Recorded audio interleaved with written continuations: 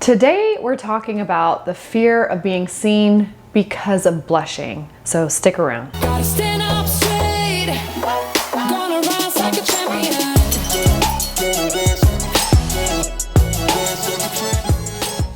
When people have erythrophobia, the fear of blushing, they tend to want to shy back and hide from the people around them. They start to hide their gifts, they start to withdraw from their social settings, and they just want to fade away. We often think we're protecting ourselves by shying away and hiding ourselves, but ultimately we're actually reinforcing that fear of blushing and, quite frankly, making our lives way more miserable by not showing up. If you're new here, hi, I'm April. I'm the founder of Blushing Phoenix. I had erythrophobia for over 6 years with chronic chest and neck flushing, and ultimately wound up with some facial blushing as well. I was able to overcome erythrophobia through exposures and body work and other mechanisms that ultimately led to my discovery of self-compassion and self-worth, unlocking my voice, and taking back my power. I've served in numerous corporate executive roles. I've authored 2 books, been on live TV several times, and spoken at many public events. I was also featured in Fortune magazine, all while living with erythrophobia. I'm a certified transformation coach and empowerment coach, and I started Blushing Phoenix back in 2019 so that people could know they were not alone in their chronic blushing and fears surrounding blushing. But more importantly than any accolades that I could receive or tell you about, I have connected with people all over the world, helping thousands of people all over the world, truly all over the world, like globally, that are dealing with erythrophobia, overcoming erythrophobia, or feeling incredibly stuck and stagnant because of erythrophobia. I believed if I could heal myself, then I could show you that you could heal too. So welcome to Blushing Phoenix. We empower passionate, creative, and ambitious people who are held back by erythrophobia and other social conditions to confidently show up in the world by reframing the negative thoughts surrounding blushing, empowering you to thrive on your own terms through transformative action. If I beat the fear of blushing, erythrophobia, then I know that you can too. And if that is what you're looking to do, then you, my friend, have come to the right place. And I hope today's video is just what you need. Let's get started. Many people who are dealing with the fear of blushing are so afraid to be seen. And you think that by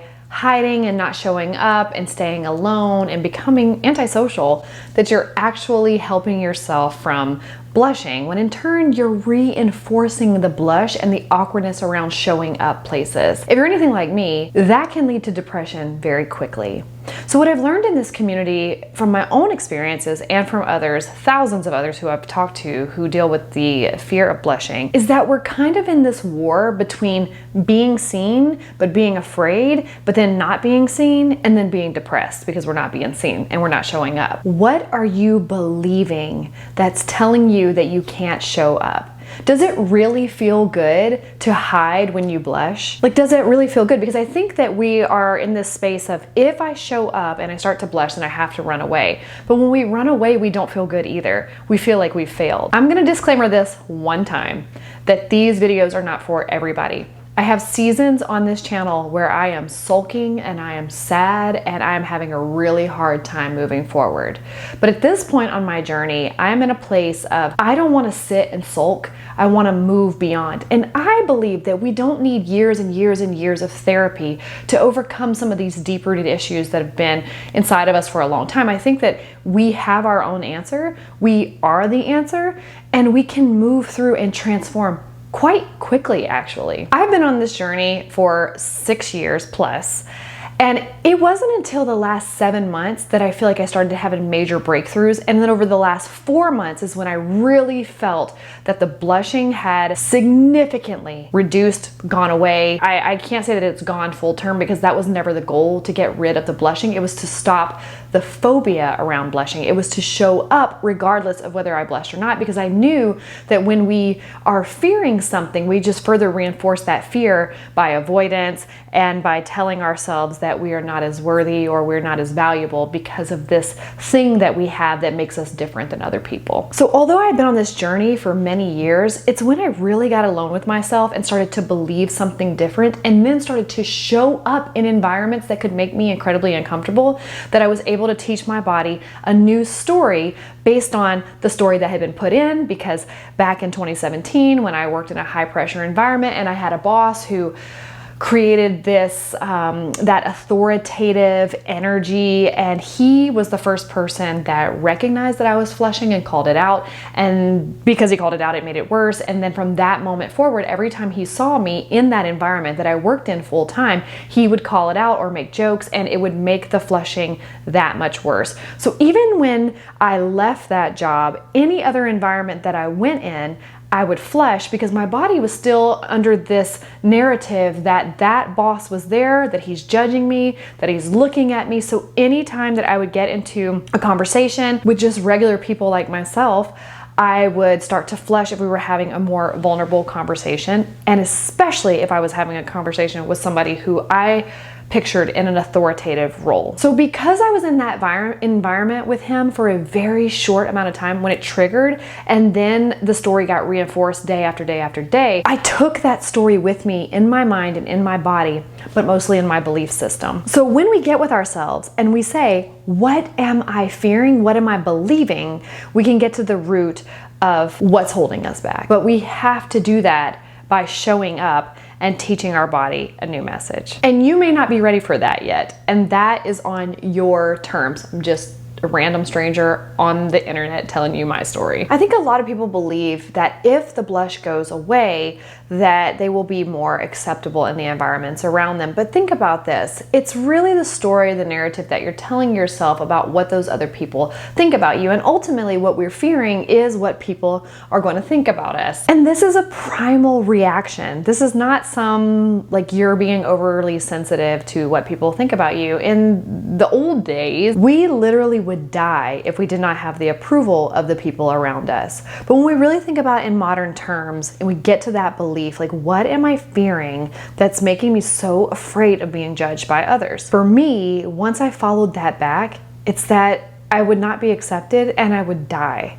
And then I realized how crazy that is, that that's not real and that's not a belief that I need or that is serving me and that I need to carry forward with me. Think about how many people you know who are incredibly insecure, and you look at them and you're like, they're so beautiful, or they speak so well, or they're so creative and so talented and they show up really well, and yet they're so insecure. Think about how many people would think that about you. Is it the people around you that think that you're not good enough because you're blushing, or is it you that believes you're not good enough because you're blushing? I feel like so often we're putting this on the people around us. Oh, their narrative that they're creating, or they're gonna think I'm weak, or they're gonna think that I am not capable of these responsibilities in this job. When truly it is our own belief that is making that story more real than ever. Because newsbreak, people are gonna judge you. People are not gonna like you. People are gonna misunderstand you. Now, I don't believe that should be in your inner circle. I think you should be in a very healthy sphere of people, which is usually very limited, by the way. And then maybe some of those outer layers, they should be pretty healthy as well. But you're probably gonna run into a jerk every once in a while, or a very unaware person, or an incredibly insecure person who might call out the fact that you turn red. But at the end of the day, what does their opinion matter? And how is it that the outside world can crumble your world by making a judgment on you? What kind of foundation is that to stand on? Why would you give your power away like that? Until you love, accept, and understand yourself and like yourself, you will always lose your power to the outside world when you're expecting it from them. If you get that foundation really well situated inside of you, then the outside world either adds to it or takes away, but not in a way that drops you into the bottom of the pit each time somebody judges you or misunderstands you or just doesn't want to like you. They don't get to take your value and your worth. I always look at people that I'm hanging out with in the past when I would meet new people. I'm like, when I left them, did I feel more energized, or did I feel neutral, or did I feel like they took something away from me? And by taking something away from me, I don't mean like my self-worth. I mean like my energy. Did they zap me? Did I feel like I couldn't trust them? Was my body telling me something when I was with them? Because I think that's a big thing for people who blush and deal with chronic blushing. So often what I've learned is that it's actually your body trying to tell you something. Now, Always go talk to your doctor, a medical, healthcare, psychological provider. Talk to one of those people who are way more equipped than me. For my circumstances, I had every test done. I had talked to multiple professionals. No one could find anything wrong with me, which was actually more defeating than anything. I just wanted them to tell me something was wrong. And so what I started realizing as a highly sensitive person, as a very ambitious, creative, passionate person, if I am around people that I don't feel are authentic, my body will start speaking to me. If I'm not using my voice and I know something's wrong or something feels like it's violating me a little bit, my body will start speaking to me. If I am not being a good steward of my time and my time management is off and I feel this pressure that I need to get somewhere by a certain time, but I don't want to be rude and cut this conversation off, my body will start talking to me and I will flush. And I learned that when my body is doing that, it is actually sending me a message that I think is me betraying myself, my time, the people that mean the most to me, for the sake of the feelings of the person in front of me that hasn't earned that spot. When I stopped fighting myself, I started to realize my body is speaking. It's an invitation. It is not trying to hurt and harm or make me look dumb or silly or weak. It's an invitation for me to meet myself on the inside and figure out what's going on. And for me, it started with my beliefs. It started with things that were rooted in childhood, that if I was too loud or too vocal or too opinionated or too flashy and fun, that I was being selfish or I was being attention seeking. And so I spent many years developing a version of me that was inauthentic to make sure that I didn't upset the adults or the authoritative people around me. Well, I'm 38 now, and dealing with erythrophobia for 6 years, you start to realize, like, I'm not a kid. I am no child here. Why am I seeking some adult's approval that's not even in the picture in that scope anymore? And if you think back about yourself when you were a kid, when you were completely free to sing and dance and flip and flop and be outspoken, I want you to feel in your body, what does that feel like? Does it feel free?